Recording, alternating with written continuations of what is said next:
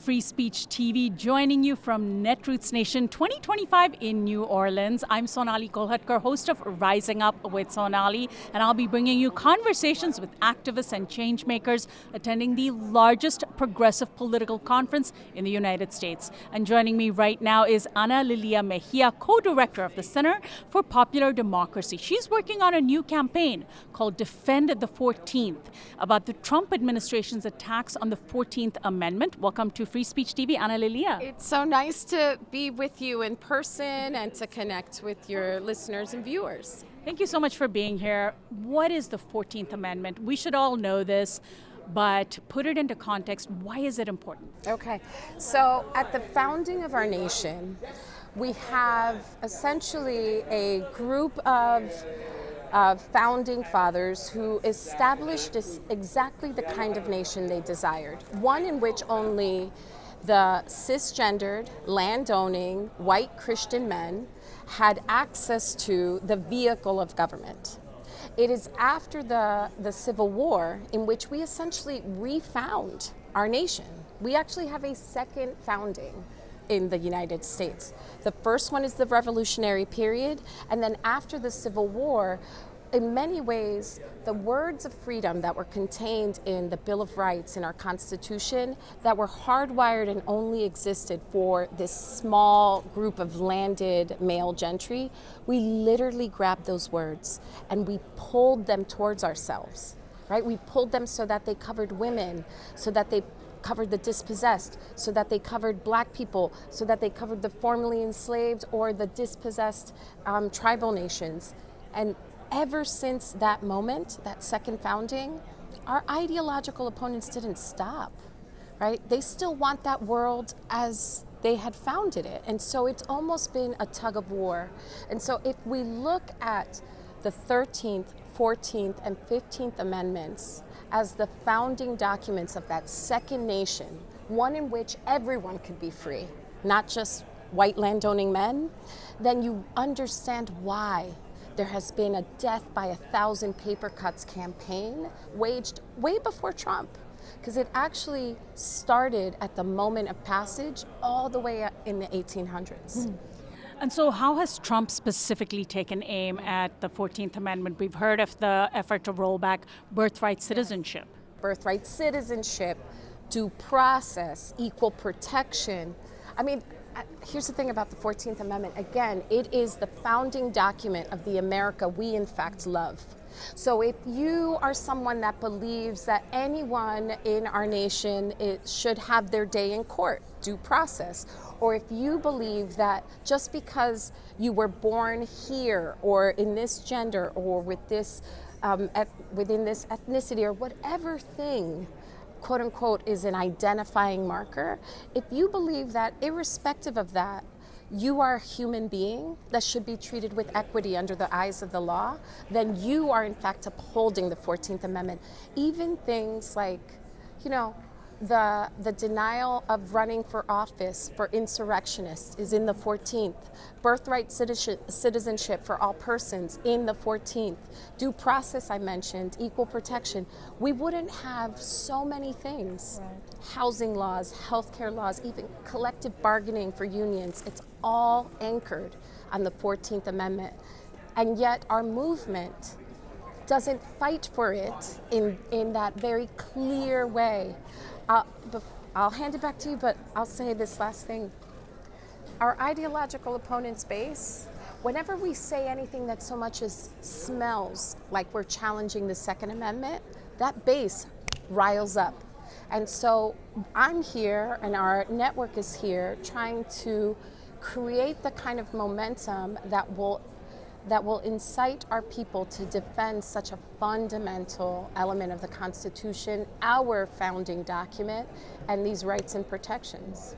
I want to hone in a little bit on due process because it's a word it's a phrase that gets bandied about, but I'm not sure if enough Americans understand it, and especially these days when we're talking about the unleashing of immigration and customs enforcement on people of color, whether they're undocumented, DACA recipients, green card holders, or U.S. citizens, or even and mayors or Congress people Right. visiting a detention center. So the idea is, but if you're an immigrant, the opponents of the 14th Amendment would say if you're an immigrant, you don't get due process rights. But isn't it meaningless unless it applies to everybody? Actually, for those who reject it, it is ignorance that makes them say as much, because when you read the articles of the 14th Amendment, when you read those sections, the thing that pops out is all persons.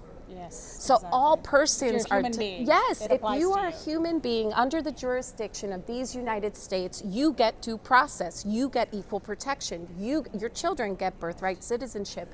It's a non-negotiable, and it was with intention, because remember, the 14th Amendment is trying to correct for the horror and the harm and the injustice of slavery. So, and just to emphasize again, the idea of due process, if it didn't apply to everybody, Homeland Security could come and say, we've decided you're not a citizen and we're going to kick you out of the country. Yes. And if you don't have due process, you can't say, hang on, I am a citizen, because you need due process to be able to prove who you. So if it doesn't apply to everybody, it is meaningless. Yes, and that is the objective, right? What is being proposed is a return to a system which existed in the United States. Authoritarianism is not new, because what else would you call Jim Crow, right? When you have a system in which, because of where you're born or who you're born to, you end up with different, varying, or non-existing rights, where someone could run up to you in the middle of the street, masked, and grab you and throw you in the back of some truck or paddy wagon or cart and sell you into slavery. Well, tell me, how is what happened, for folks who watch like 12 Years a Slave, right? That movie is a true story where an individual who was born free, or who was free, ends up being captured by masked men and is sent down and sold into slavery in order to extract value out of his body. You tell me how that's any different than the scores of people who are being stolen off the streets by masked people, being sold to corporations that run prisons. It is the same thing. Last thing, I keep saying it's the last thing, but we have to understand, I'm fired up because to me, the Huns are at that gate. Yeah. This is the fight. What I would want all of your listeners to be able to, and your viewers, to be able to really hold is that, as you said, without due process, we have no rights or recourse. You cannot defend yourself. Yeah. And so the erosion of that, you have to ask yourself why. And I often share, the oligarch and the authoritarian, they share a common enemy. The oligarch is just a greedy corporation that would like to get rid of any accountability that an informed populace could have, so that they could enrich themselves, even if it costs people their lives, right? That's the oligarch's motivation. For the authoritarian, an authoritarian is just a corrupt politician that wants to stay out of jail. And the thing for both of them is the public accountability in courts, the public accountability in press, and the public accountability in elections. So it is not surprising. Oh, and an informed populace. So you tell me, going after education, a radicalized Supreme Court, the erosion of the franchise, state-sanctioned violence, tell me that's not what's happening. I mean, it's a repeat of history. So tell me about the campaign specifically. Defend the 14th is the campaign that Center for Popular Democracy has launched. How are you hoping that the American people, what are you doing to ensure the American people rise up in defense of this campaign with the same ferocity that the Second Amendment defenders do with their amendment? It's an ambitious goal, but it is slow and steady, always wins that race. So it's the bottom line is that there has been an erosion of civic education and understanding in our country, intentional. there is an opportunity, there's a responsibility for all of us to each one teach one. So the content of this amendment is knowable. We've created a website in order to synthesize information for folks who want to go in. So if you want to check it out, it's www.defendthe14th.org, where you could see the different sections of the amendment. We are working to make it a robust website where you can download video content, where you could download trainings, where you could sign up to take a pledge. And here's the thing.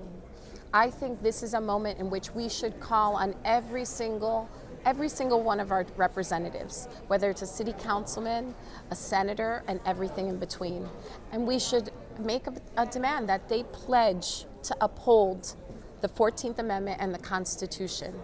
The challenge, of course, is that, as you said, the Supreme Court is basically bought at this point, and eventually Trump and his ilk, not just Trump, but the people surrounding him and supporting him, the idea is to if the idea is to fully overturn the amendment, the Supreme Court is the deciding factor, the ultimate deciding factor, and 6 out of 9 are in their pocket.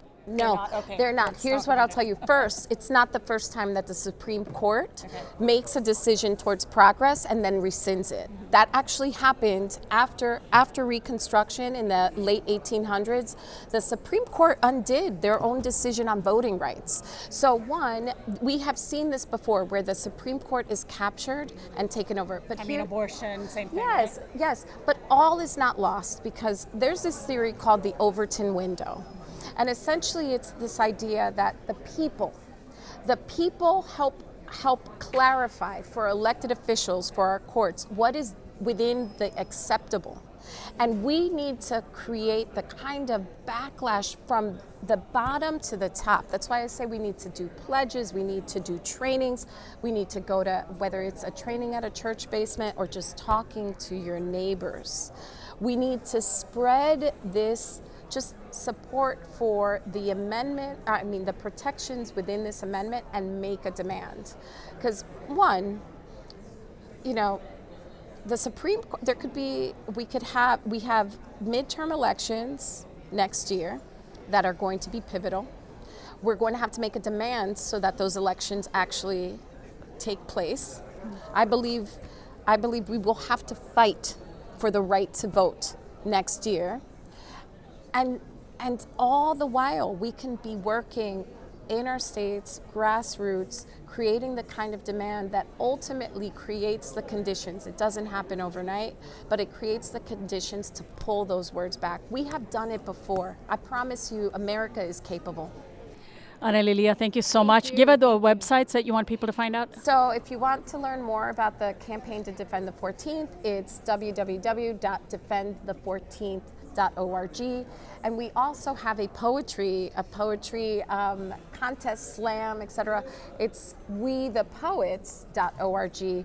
We're using arts and culture to also deepen engagement and understanding. So thank you. It's so nice to be in community with all of you. Thank you so much. Analilia Mejia is co-director of the Center for Popular Democracy, and we've been talking about Defend the 14th, which is a campaign that her organization has put forward. I'm Sonali Kolhatkar, host of Rising Up with Sonali, here with Free Speech TV, broadcasting from Netroots Nation 2025 in New Orleans.